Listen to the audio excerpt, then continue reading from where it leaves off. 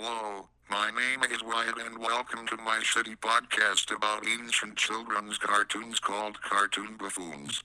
Who is here with me today as always? Hey everybody, it's me, Morgan. I'm the box ghost. Yeah, that's the reference for today, guys. Sucks. That's my goof for today. It's bad. And who am I here with, like always? Yeah, I'm Wyatt. Like the robot said, I'm Wyatt, and we're here. We're gonna talk. It's about Robot Jones. Whatever happened to Robot Jones? Man, pretty cool. Pretty show. fucking cool show, dude. Pretty cool show. Yeah. So, behind the kimono for a second, we took a week break. Yeah, because I've only watched like 3 episodes. Yeah. Before we were supposed to record, I was like, all right, and then we just ended up having to take a whole week off. Yeah. So I decided to just rewatch some of the episodes because they were that good. Mm-hmm. Very insane of me to do. Like, I was just like, I was like, dude, this show goes crazy. But yeah. Yeah. This is probably like, man, is this my favorite looking show that we've done so far? Because this show looks fucking insane. Like, this show looks great. Yeah, like all the characters are so greatly designed. The art style is so excellent with the animation. Like, it's I don't know. It's very rare. Like, a lot of shows have stuff they're inspired by and want to feel the vibe of. Mm-hmm. But this show knew what it wanted to look like before they animated a single cell. Yeah. And they hit it. Pinpoint. Bullseye. Exactly. Like. Yeah, because it's got that, the Schoolhouse Rock is obviously like the biggest thing that a lot of people would point out. But in general, it has like that 70s animation sort of look to it. Stuff like Ralph Bakshi, and it just really, really hits that vibe. It's like, how we were talking about in the Johnny Bravo episode, where it's like 90s was copying the 70s, which is copying the 50s, and so on. Like, the 70s, that's probably what a lot of these early Cartoon Network guys were like fixated on. Yeah, like what they knew, like what they like really were passionate about. And that rings true even for stuff like Powerpuff Girls or Dexter's Lab, where they're referencing like comic books or anime from that era. And like with this, like it feels like they're referencing Schoolhouse Rock, they're referencing comics, like comic strips, like Calvin and Hobbes. Yeah, like I also think that like across the board, the reason I think it's really neat that like Kathy and like my like still thought this cartoon was older. I think this show is so good at like capturing the style that like it's not even like you can tell this is inspired. This just full stop tricks people. You could show someone this to just tell them that this is a show from the 80s and they would like not bat an eye. They would just believe you. Like like people that know about like how cheap and shitty cartoons from like the 70s and 80s would be like, all right, clearly this isn't, but this looks it's so evocative of those of like Schoolhouse Rock and like those UPA style stuff, but without being exactly the same as the UPA stuff that like Powerpuff Girls and Dexter and stuff were based on. Yeah, I think even like the like format of the show with like the whole like it's teaching robot a lesson every day feels like, because like there's also like those health and PE videos that kind of look like this also. Like this like it like I think saying it's just Schoolhouse Rock is like correct, like kind of correct, but it also takes away from it because this really distilled the entire time frame into a liquid and just used it. Like it's man. Yeah. And so we kind of just like jumped right in. Yeah, show's good. Sorry. We jumped right. Yeah, let's take it back. Let's go back a second. But so the premise, as you said, is there's a robot. He is being forced to go to school because of his 2 parents, which one is like another sort of robot like him, and then another is like a supercomputer. No, they're both robots. His grandpa's a supercomputer. supercomputer. Okay, yeah. Yeah, his grandpa's a supercomputer. And then, so he goes to school. People bully him because he's a weird robot. We should bring this up right now. They really should have kept his robot voice the entire time. Oh, we are going to have some discourse. Yeah. I am of two minds. I've talked about this on Twitter because someone told when I was talking about like we're doing the show. Someone told me they like thought they should change. They got mad that they changed it. I'm of two minds about it. I think the robot voice is really, really cool and does a really good job of othering him from the people, right? Mm-hmm. However, that voice actor knocks it out the fucking park. There is like, like his inflection, like he's pretty good. Yeah, like that's like if the voice actor was like mid or just fine, I'd be an issue. But no, Bobby Block kills it. Like he goes hard. It's fun. Like. So I gotta go. I'm gonna let it go. Sure. Yeah. I understand that. I like that robot voice quite a bit. It's like Mac and Talk or whatever. I used Microsoft Sam at the beginning of the episode because it's funnier, and it's closer to my own voice. But you know, did a good job in general, and like all the voice actors. You know, did a good job. This is like a pretty early role for Grey Delisle, as what's her face, Shannon, the girl he has a crush on. Yeah, and she's like, I like her because she isn't just like she looks very dweeby, but she isn't like a dweeby kind of character. No, she's like vaguely popular, like only vaguely, but like vaguely popular. And she just has a very interesting design. You know, she has like the like face gear and then also like a prosthetic leg, which is like that's kind of rare. That's like rare today in cartoons. Like to see a character like that. Mm-hmm. I do want to say any kind of disability, like that's just still like weirdly rare in cartoons. And I guess it's maybe just like the kind of schools and stuff that I went to, but I saw a lot of that, you know, from true. Like physical education and you know all that stuff. So. I do want to say it's so strange that Gary Leroy Gray, who is like he was in Even Stevens, he was in the Cosby Show, he's AJ, he's like famously known for voicing the Black Friend and Squid from Rocket Power. But That's right. It's so funny. He's just like a white guy here. I don't know. I just thought it was interesting that he's like, oh wait, I know that voice. But yeah, the voice cast here is like people who work a lot. But, like, not, like, to the degree of, like, the normal... Like, this is 2003. Like, they could have probably gotten people, like, more widespread and known, but they didn't. So it's kind of interesting that we have people who, like, do work and you'll see in other stuff, but are not any of, like, the Big Ten is what I like to call them, you know? Yeah. Like, those voice actors. And then, like, in that case, this was definitely that era, like, the late 90s, early 2000s, whatever, like... When there was a lot of people like Cree Summer and Phil Lamar and stuff, like black voice actors that were also like they were voicing every black character, but they were also voicing white characters. Like that's because they were just good voice actors, so they just got them to like do like Cree Summer did Elmira in Tiny Toons, you know. Yeah, and like Phil Lamar is the Japanese Samurai Jack. Yeah, as we discussed in that episode. But yeah, so like the art style, crazy, just like absolutely go fucking wild. Also, the show's not digital. That's wild. They were like, nah, we can't do the show digital. Yeah. We cannot do the show digital. And I'm like, yeah. That's like cool because the shows that we've been watching have started to slowly become more like digital.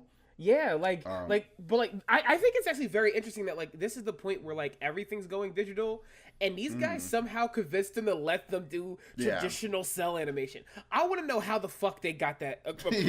Like that seems wild. Like because like Ed, Edd n Eddy, like that would end up being the last show to like remain in Cell arch until like its final season. Yeah. Whereas like this never.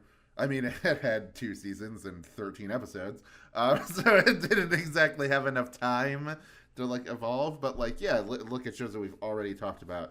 Like the Cramp Twins is like the most digital looking show I've on ever Earth. seen. Yeah. And, like, Courage the Cowardly Dog, very similar. Like a lot of like, it's digital, early digital art, but like in a very charming way. Yeah, talked like about and like Evil Con Carne. Legend of Korra, all those things are very digital art, and then that, like, yeah, this has such a hand-drawn quality to it, to the point where like you look at the line art, and it's like, okay, it's this very like scratchy, it's almost like a pen, like a ballpoint pen drawing, like there's a yes, exactly, like a doodle on a notebook type deal, which again just helps for the whole vibe is going for. Mm-hmm. Yeah, and the name in general is just like whatever happened to Robot Jones. That feels like a swinging and he's doing like the don't stop trucking walk. Like it's just so 70s. It's just like so like indie cartoon sort of like in the 70s kind of vibe. I don't even know how this show happened. Like it's such like if this was like the 90s, you know, maybe. But this was 2002. Like for 3. Like this is like an interesting thing to make at those times. I also think that like it lends itself to like what we said about good shows that don't fit on Cartoon Network. Where they don't fit on Cartoon Network because they're not taking those artistic swings that Cartoon Network is known for. This show probably exists purely because it's basically just artistic swings. Yeah. It's motherfuckers who like know exactly what art style and vibe and energy they're going for. And I think there's like definitely like the people at Cartoon Network at the time were like, yeah, fuck yeah. Like, you know, that's like pretty much all we can ask for is if you know what you want to go for art style wise and vibe. And like, yeah, that's so neat. And I feel like this show definitely aired well into the 2000s because like I've said before, I didn't have cable until after this show like finished airing, and then but I still remember watching it a whole bunch for like years, probably like up until like that CN Real era where they, you know, had like a lot more shows and they had like a lot of the Canadian shows were on there, like fucking, you know, like Andrew WK. Yeah. Well, we'll definitely, don't worry, we'll do a whole CN Real episode. No, we won't. We won't. We'll talk about CN Real. We'll not talk about any of the shows in it. Like, guys, we'll not do individual episodes. I'm putting out. If Wyatt gets me to talk about Destroy, Build, Destroy, please know he's holding me captive. I want everyone to know I'm being held captive if that episode drops. You don't want to talk about, dude, what would happen? No, or, dude, what would happen if I killed you? How's that? Bobby says you don't want to. Nah, hold on. We can talk about Bobby Says. Hold on. Okay. Because I gotta respect the Black King that be busting his ass and working hard. Okay. Yeah. Bobby J. Thompson deserves the credit for being the black child of the 2000s. Yeah. I do like, dude, what would happen is just like the most boring teenage guys getting together and being like, dude, what if we put potato chips in a car? Like, all right. It's like Mythbusters if you fell down the stairs head first. Yeah. But we'll get to that in a few, you know. Yeah. Let's go back to Peak. Let's go back to Peak. We're going to go back to Peak. Yeah, okay. Let's go back to Peak. So, you know, we talked about some of the plot lines in general. I think even just like the writing and like the subject matter of the show, it feels very out of place in like a good way, because it feels like this is the era where things are, you know, you have like wild shit on TV like Billy and Mandy, which we'll get to. Don't worry, guys. We're just waiting to give it some time between that and Evil Con Carne. But this feels like in line with like the 90s sensibilities of it. Like, I think it's funny enough. I think the same reason why this show exists and maybe didn't get picked up anymore is like a very much the same reason why Freaks and Geeks is known as like a loved show but didn't get more seasons. Like these feel like cousins. Like this Freaks and Geeks feel like cousins of like, we want to go for a specific time period. And I'm like, what a weird time to do that, bud. Like yeah. And like there were like just from the first episode, there was a lot of things where I'm like, they can like do this, they can have this on like a cartoon for children. They can have like those two like bully characters they're just like creepy perverts. Like that's they're weirdos. Like they're like, let's look at these naked girls using this dumb robot. Let's feel their underwear. I'm like, bro, what are you talking about? That was the thing. What the fuck? Like, I'm glad that they were able to make them like weird, creepy perverts. But like that's just, in modern shows that would never, ever fucking happen. Like that kind of. Not even because. Like, I don't know, not necessarily because like the censorship from the angle of like this is bad. No, but just like I don't know, like this is bad or whatever, repeatable action. But like the network themselves would get a bunch of people jumping down their throat, being like, "You're trying to blah blah blah. You're endangering children." Because parents are stupid. Like I hate to say this, guy. I know you guys talk about cancel culture, but the average conservative white parent is really dumb. And like they would definitely like have an issue with this, but it happened. Like I even think that like the vibe of like what's going on in Robot, like his like, I don't want to say discrimination, but it kind of feel like the only word that works. It's very intense in this show. Like motherfuckers be like, dude, I fucking hate robots, disgusting creature. I'm like, damn. Yeah, and like.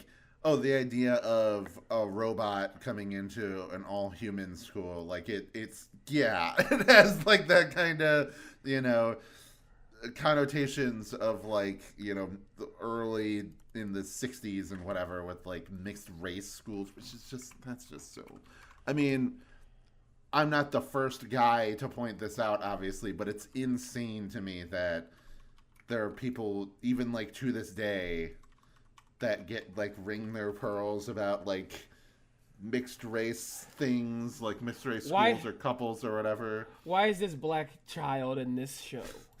I hate this black child. It's just like this is like 1800s level racism. Like I don't know where the fuck you're coming from. Where like you think that this is like any part okay, but it's still happening. Like I don't know. I like. Not to get sidetracked. I saw someone post like this. Can you believe they did this to Minecraft? And I thought it was gonna be one of the screenshots of like the bad movie, but just a screenshot of the black woman in it. I'm like, guys, what the? You guys are like 1700s racist at this point. Yeah, what's going on? Unbelievable. Like, I can't believe. Like, yeah, the fact that these people don't just get like insta banned from like social media. I mean, that's because Twitter is fucking terrible. But yeah, it's because Elon Musk is also very racist. Yeah. Also... South African billionaire is racist. More than 10, dude. Anyway, crazy. but I do think that like that quality and like the way that like this show is allowed to make those swings helps the tone even more, because that wasn't a thing until fairly more recently, Like, because like the early I say in the 90s and the 2000s is when those like PTA moms that hate the hip hop started really calling in about stuff. So this show trying to feel like before that makes sense that it's like, no, let's make those jokes. Let's go there. And they can have those it has that just like, it's just cool. Like it's just like a cool show. Yeah, it's cool. As we talked, it has like a funky ass style, and you're like, this is cool as hell. And like the name Robot Jones is like, yeah, hell yeah. I think it's funny how dog shit the names of the adults are in the show. I meant to bring that up. I took notes on this. One of the teachers' name is Mr. Mick. Like MC. Yeah. Mr. Mick. Dumb as hell. The teacher's name is, the principal's name is Principal Madman. And I'm like, because he's angry and he's a human. And I'm like, what were they cooking? Yeah. Is these the jokes? And they are the jokes and they work. So... But it's just so weird that like this is what we're doing. Also, fucking it was the teacher who's like tech phobic is Rip Taylor. Yeah. What the hell? Yeah. The first episode I ever remember, I guess we never talked about our history with the show. Oh, no, but the first episode I ever remember watching was the Scantron one.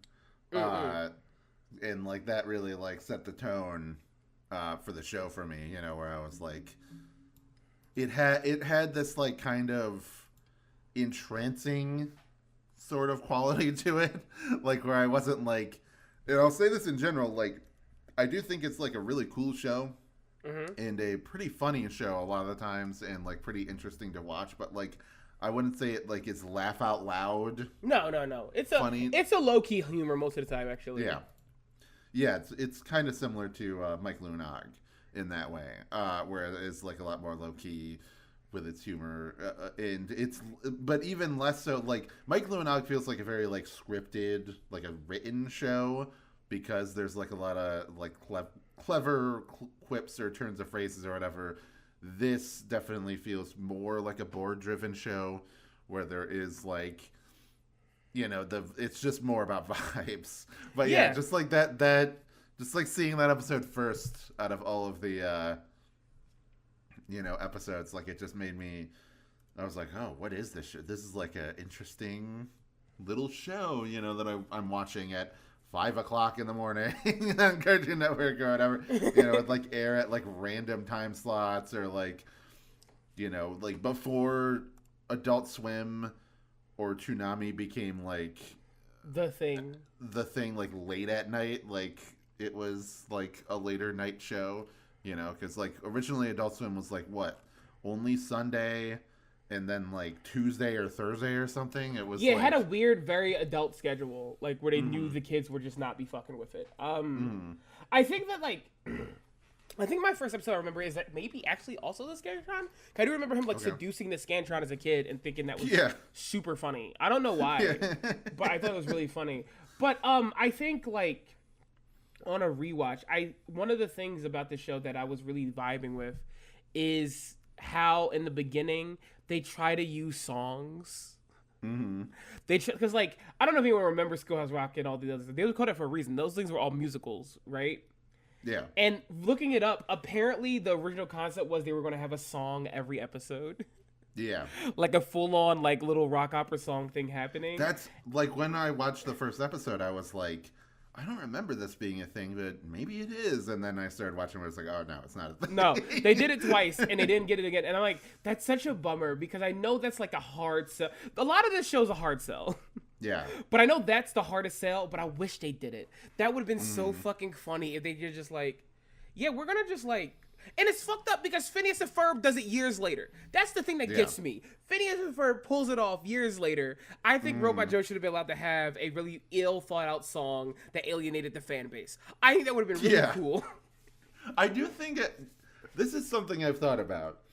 Why are there so many cartoons that are musicals and then we just like accept the fact that it's a musical, Because like, why is that such a common like, I'm not saying that the concept of musicals is flawed or whatever. No. But like there are so many cartoons where it's like otherwise not a musical.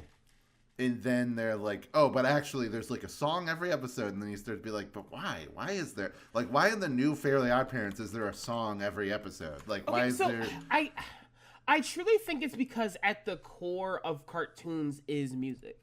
Like I think like when you like really look back at like older animation, a lot of times there were songs and stuff put along with it, Think about how many projects from like the 80s and 90s were just like straight up just musicals, but they did cartoons because of like not cost effectiveness, but because of how they wanted to do the things they were doing with it. Like, they're like most Disney things are musicals because of that reason. I think there's just like a natural connection between animation and musicals, and I think it's because of the like the whimsical quality of it.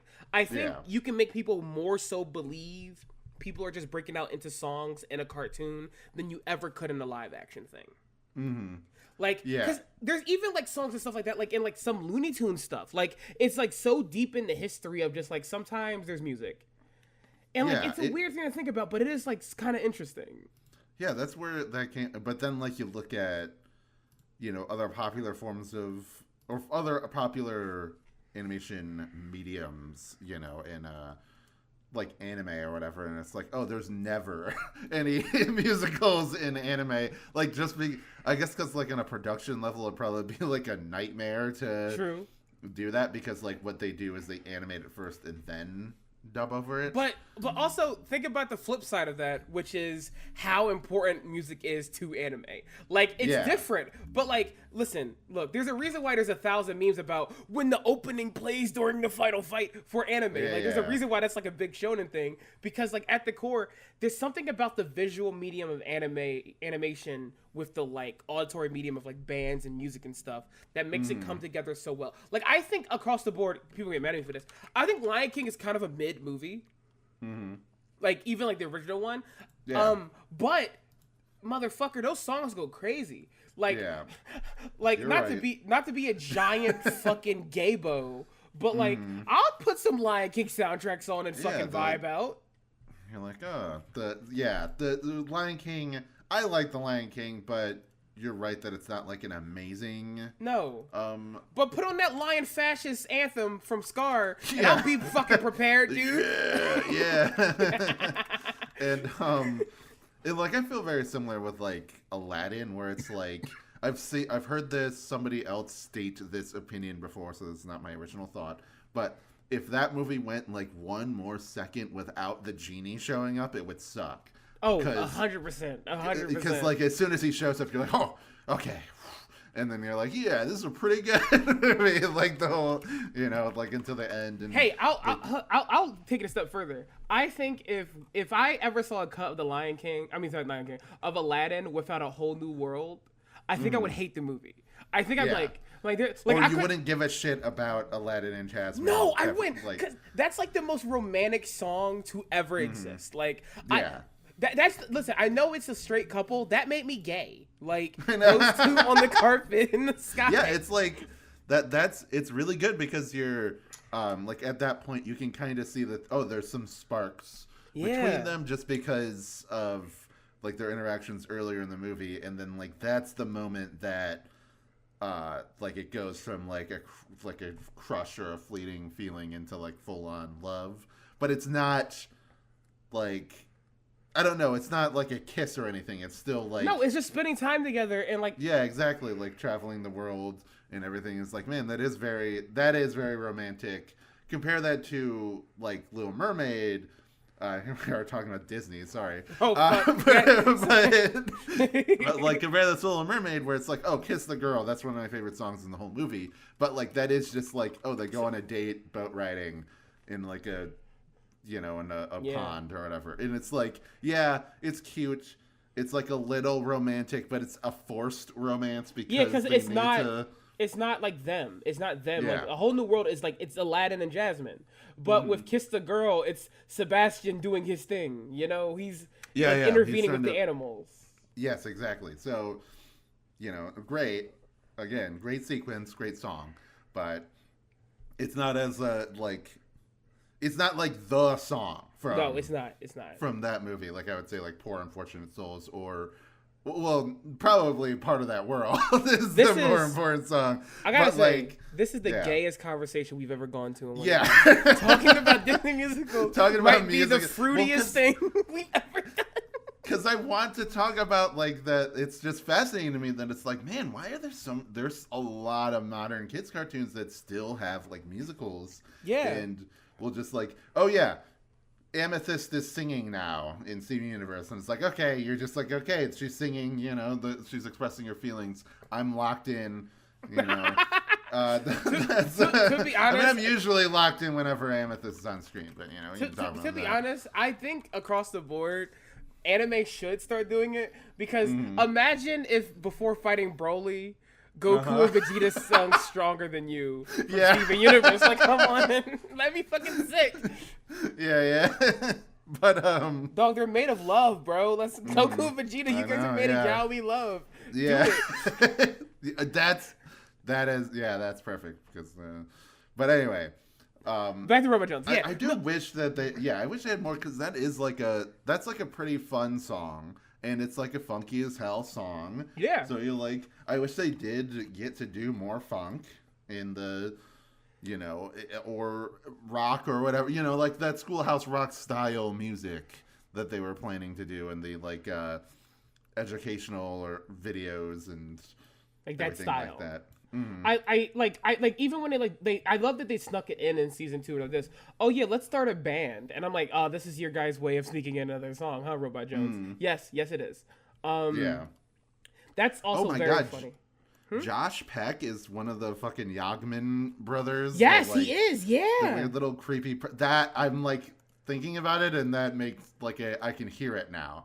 So that's like, oh, that's yeah. Like you said, the only like one of the like, oh, this is a super popular voice actor that's on this is Shannon. Like Shannon. Yeah, it's Grey DeLisle. Yeah, like to be honest, it's a little weird she's on the show because also everyone else is kids. All the rest of the cast is all kids pretty much that like play kids. She's the only one that's like playing someone in high school who like is not like played by a younger person. Like, yeah, and at that, you know, she wasn't like old or anything at that point, but she was like in her 30s. Yeah, and like I think it kind of fits because Shannon is supposed to be like more mature. Yeah, just like obviously that's the old stereotype / reality is that like girls maturing faster than boys. And I also do like how much they do play with the like gender dynamics in the show and like our own like perception of it. Not to there's literally an episode named Gender. Yeah, no, the episode Gender is so funny because Robot Jones is like boy coded the entire show, and then Robot Jones goes like this: "Oh, Robot Jones, are you a boy?" He goes, "That's a good ass question." And then he just spends like episode hanging out with girls and then going over there. And then by the end, he goes, "Yeah, no, I think I'm not either. I'm gonna just like welcome non-binary Robot Jones, me trans woman Jenny from My Life as a Teenage Robot. Yep. You guys are cousins now. You're both." Yeah, I see a lot of people that would like ship Robot Jones and Jenny. And no, I don't like that. That's exactly. They're cousins, I'm bro. not crazy. Like they have their own crushes on other characters. I guess Jenny doesn't really have anything. She just has like a weird guy pining after her. Yeah, she has Sheldon. A fucking weird chaser pervert piece of shit. We gotta talk about that. So I just say Sheldon should kill himself. I hate that little fucking dude. It is pretty fucked up that he put on Robo face with the silver shell. He's a race faker. He's a chaser. He's weird. He's a fetishist. Dude, I hate Sheldon. He's the worst character. Yeah, it is funny. Like that is like a funny episode when he like makes the silver shell and then Jenny is like in love with him, even though he like but it is that like, oh, girls only like jerks that push them around or whatever. Like there's a little bit of that in.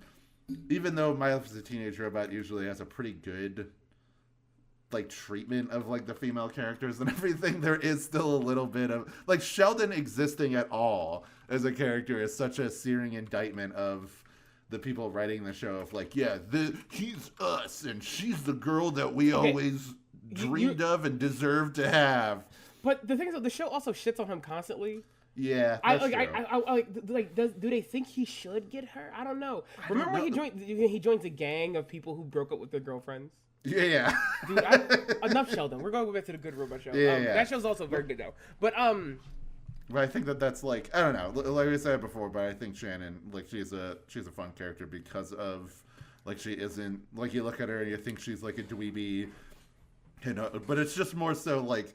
Her awkward teenageness is exaggerated to the point of having like the headgear. Yeah. You know, and I also think it's funny that like she sucks. Yeah. So like early on, I'm like, oh, is she gonna be like a friend of his and something like that? And then the more she talks, she go, you fucking suck. And I think it's really funny that she sucks. I think if she was just like the nice nerdy girl crush, it'd be lame. I love that she's just the dirt worst. Like it's fantastic. I love that one episode where they almost kiss and they get interrupted. After that, she's like, "Well, you ruined the party we were all having fun at. I don't want anything to do with you anymore." And I'm like, "Damn, Shannon." There's the fart episode. You know, you gotta always have that, and the like. Do you not know what I'm talking about? No, I know the fart episode. Episode.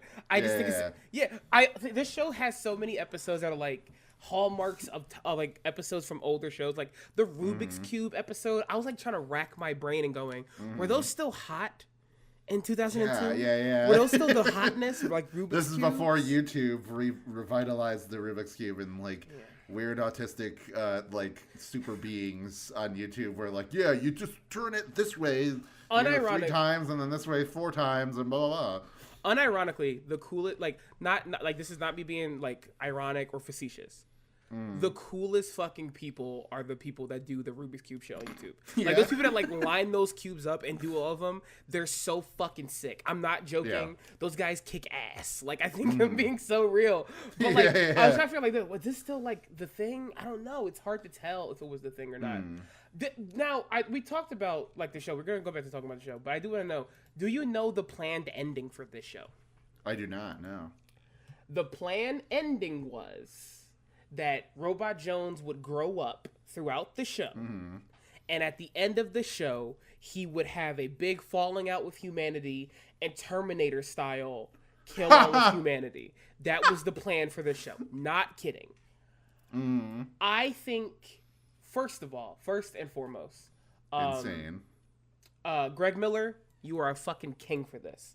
The idea of that is insanity. That is very funny. Second of all, imagining him getting 6 seasons and he says, yeah, this is how I want to end it. And every executive going, absolutely fucking not.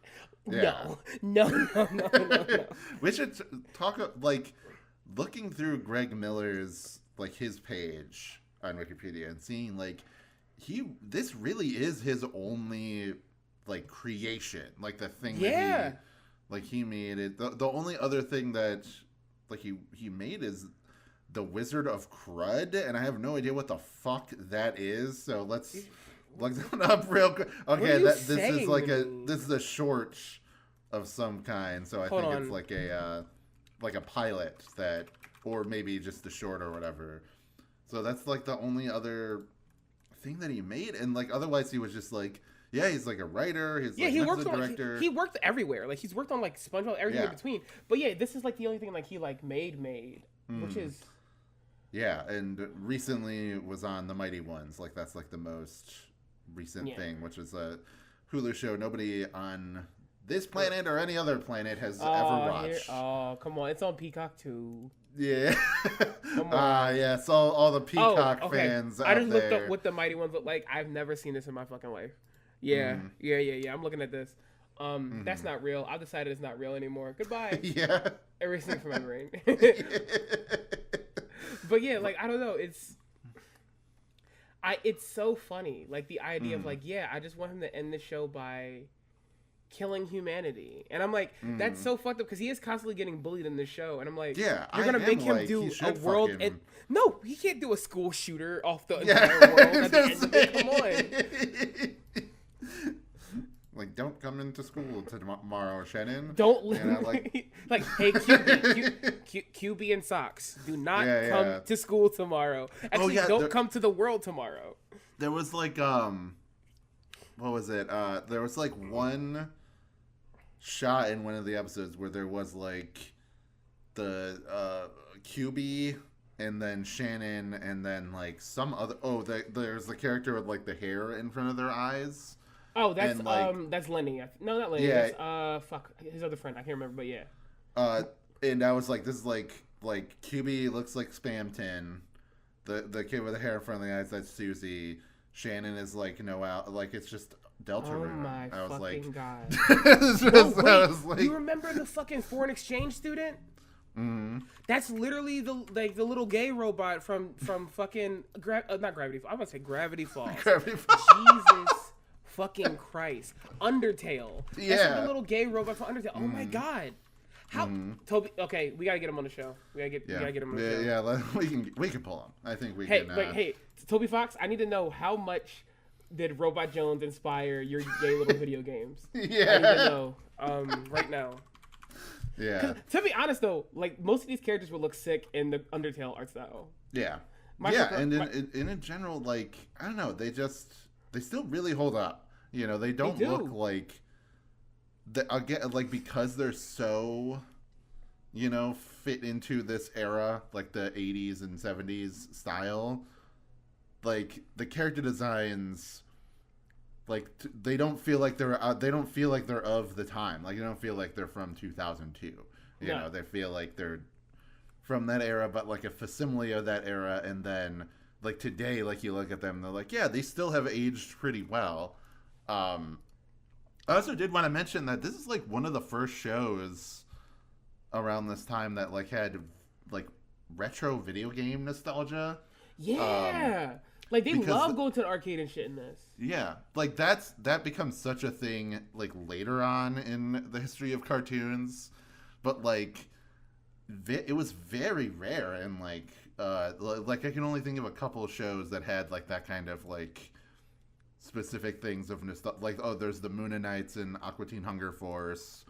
And then, like, Megas XLR has that. But, like, other than that, video games, you know, they're usually like the modern thing, or like arcades or whatever, and people, you know, are just like, they only remember Pac-Man or Space Invaders. Whereas like this has like, they play Donkey Kong, like they're playing like NES or whatever, like on. They're playing the little like swing over the moat, avoid the alligator game. I can't remember what the fuck it's called right now. Yeah, like they're playing those things.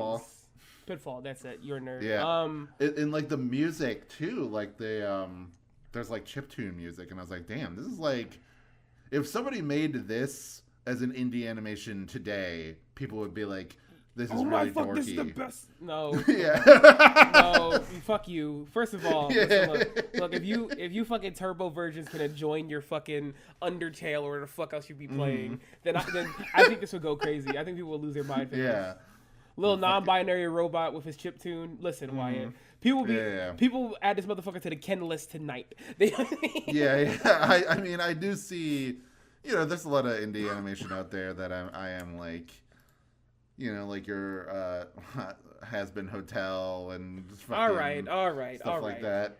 Where you don't want to open the Pandora's box of talking about Has Been Hotel? No, I'd rather open up my fucking jugular. Let's not open I'm just saying that that's dorky in a different way. That's like theater kid shit, you know, like that's what that is. Where it's like I prefer Final Fantasy VII, the original dorky. Yeah, exactly. It's like my favorite. Like if your favorite PlayStation 1 game is like Crash Bandicoot, mine is Final Fantasy VII. Like, that's what like there's like I liked it when I had to use multiple discs. This is the kind of dorky here. Dude. But it works. It works really well. It works really well. I don't know. This show like really much, like very much so, has like all of the lameness of it in earnest. I think that's because the character's supposed to be lame. Robot Jones is not cool. He's not a cool robot. It's so funny that he replaces himself with like basically a toaster and lets the toaster go to school, and everyone likes the toaster more than him. I think it's it's hilarious. Like, yeah, I do. There's the episode which is like pretty early on. Oh, I guess it's literally the first episode where he has to shower, and they have like, you know, what's the name of the fucking what's the name of the exercise guy that just died? Oh man. Gay exercise man. That's what I'm putting into Google. Because that's the voice that Richard Simmons. Richard Simmons. Yes, Richard Simmons. Like that's the voice that he's doing. And like the whole thing of him being like, I'm gonna make you shower, and which isn't a gay joke. No, it's not. It's just like this. The joke is open and closed. The joke is he's a robot made of electronics. If he showers, he might die. That's literally just the joke. Like, but I love like him being like, you know, them kind of like calling attention to his character design because it looks like he's wearing like a shirt and shorts. But he's like, no, this is just my chassis. I've just painted this top part red because I look good in red. Yeah. And then just like, and then him like, all right, well, if you want me to take off my chassis before going into the shower, then here's my instruction manual.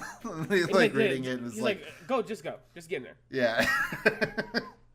But yeah, I like that. Like that's like a, you know, that sets the bar pretty high as far as like, I think, a lot of the humor is going to be around the fact of like, not just a robot integrating in human society, but humans being too stupid to understand what that means, and robot being like too ignorant to understand like human, like they're both too dumb to like interact with each other. You know, like that's sort of the joke of the whole show, is that like it's such a bizarre or ill-fitting relationship that they have, but it like kind of works, and like when it works it's great, so that's why it just like keeps going, you know.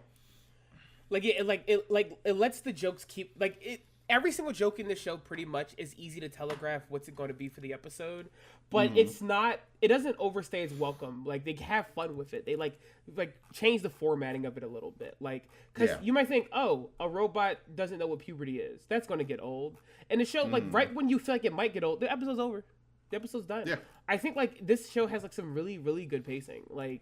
When it comes to episode, because like we've seen a lot of shows that have been good, but the pacing is just kind of trash.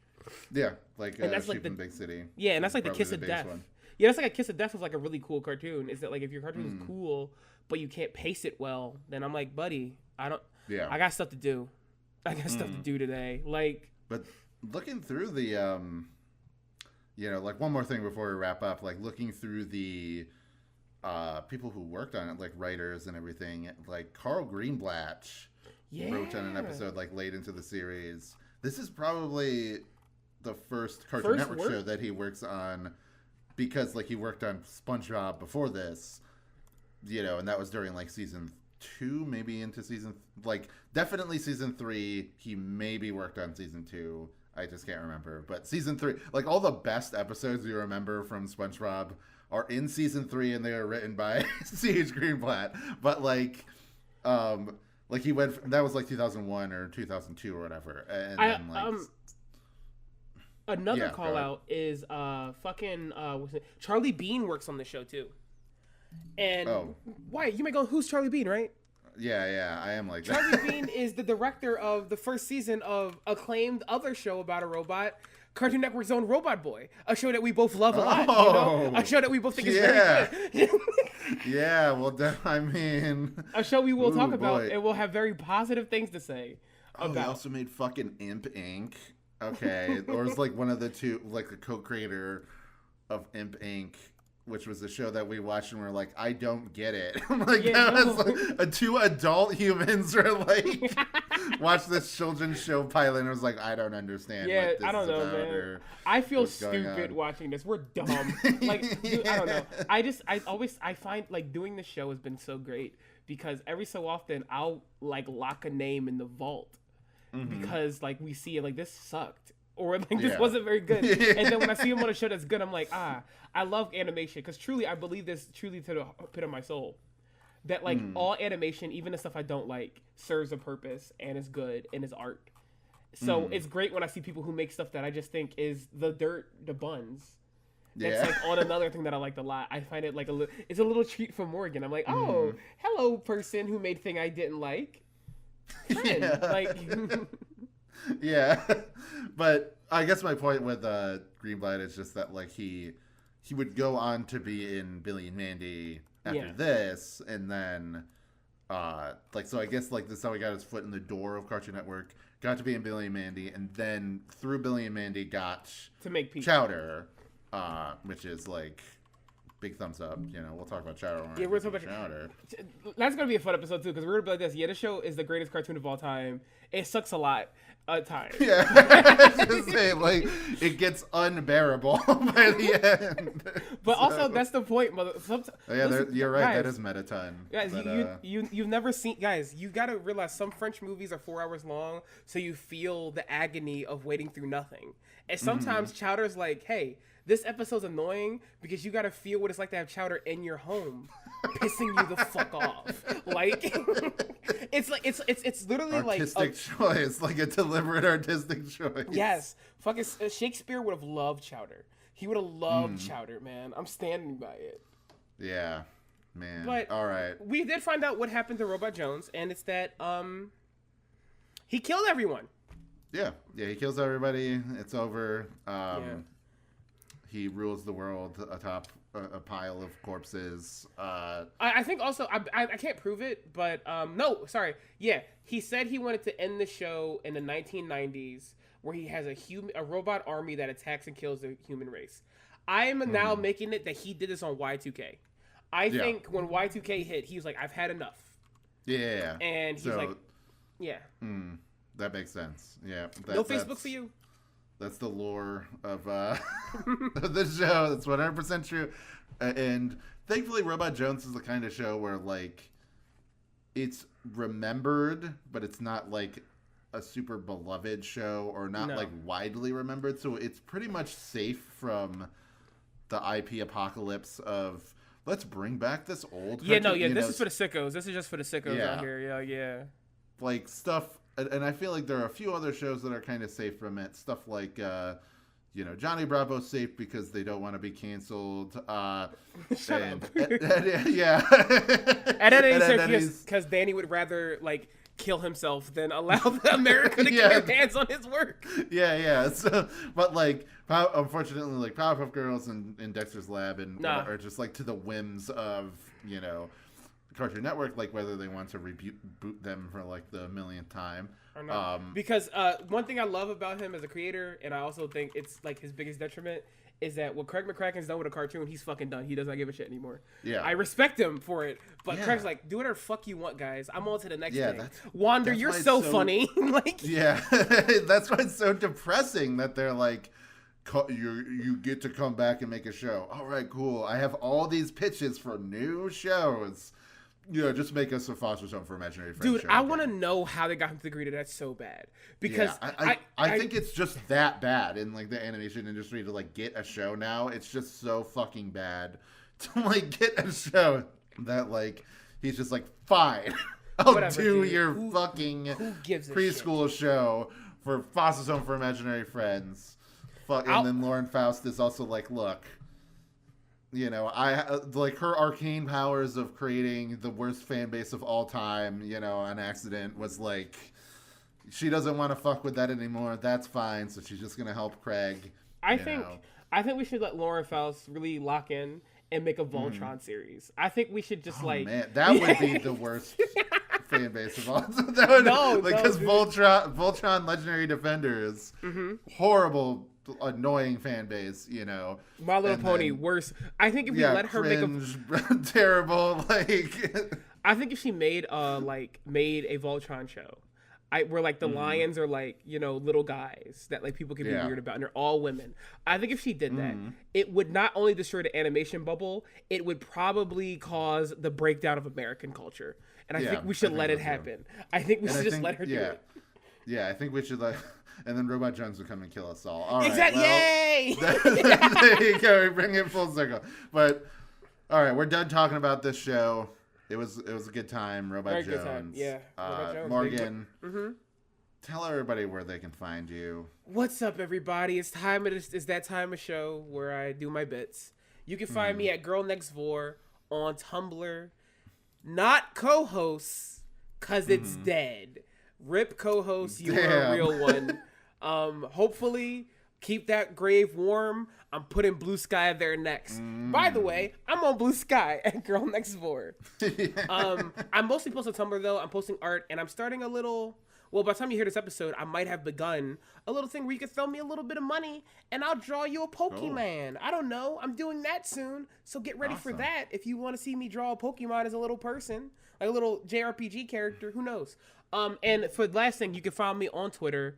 But in order to find me on Twitter, you have to find a floppy disk from 1986, plug it into your computer, and then once all your power shuts off, the traffic lights will shine as a secret Morse code you must record, and you will then find it. And Robot Jones will be there. Wyatt, where can we find you, and what are you up to? Twitter.com/WazPranger, WAZP Ranger.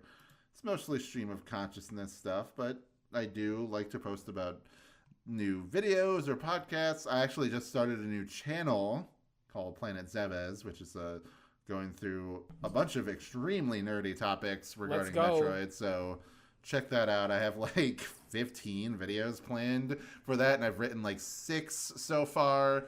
So I'll be trickling them out throughout like the next year or so, which is good because next year is when Metroid Prime 4 comes out. So I'll also have plenty of cheap, quickie content of like, let's analyze the new trailer for the game, and I'll hyperfixate on that.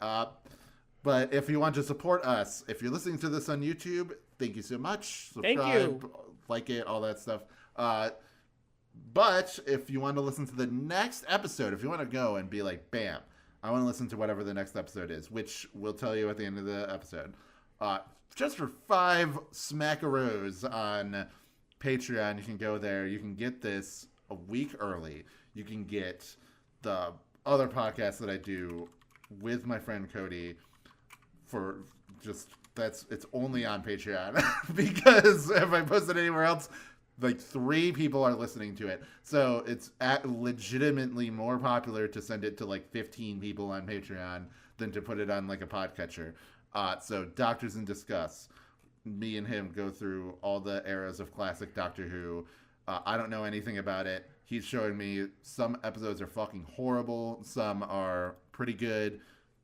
It's a good time. We also did Stephen King's, which is us going through every single adaptation of Stephen King book. We still have like 70 more goddamn adaptations to go through. We've done like 10 of them, but they're pretty good. We've done some heavy hitters like It and The Shining, so go check that out. And if you only got $1 though, that's fine, because you still get our off-topic podcast whenever we do that, which is Shit Shooters, which is just me and whatever my co-host is going through and going back and forth and telling each other what we've done that week. And then we also have Wow Cool Ro Pod, which is me and my friend Wayne, aka Bolt Creature on Twitter, reviewing every single robot in existence. We're over 100 episodes in at this point, and with the 100th episode was supposed to be the Big Zam, and then we kind of fucked up the episode order, and then it ended up being Pluto from Astro Boy, which is a good. That's pretty fucking cool, still. Yeah. Yeah. Pretty good 100th episode. So I'm going to check that out. But anyway, that'll do it for this episode of Cartoon Buffoons on Whatever Happened to Robot Jones. Next time, the next cartoon on our docket would be Kids Next Door. But that's long as hell. That's long as hell, baby. Yeah, I want to give us a little bit of time to get into it. I've recently watched through a bunch of it, like last year or the year before. So it's like fresh in my mind, but I still want to go and like refresh on it. Also, like we might have a guest for that episode, so they need to get up to code on that. But next week we are going to be talking about Scooby-Doo on Zombie Island. It's Terror time again. Yeah. It's a little Halloween spooky episode for this October season. Ooh. It's Terror time again.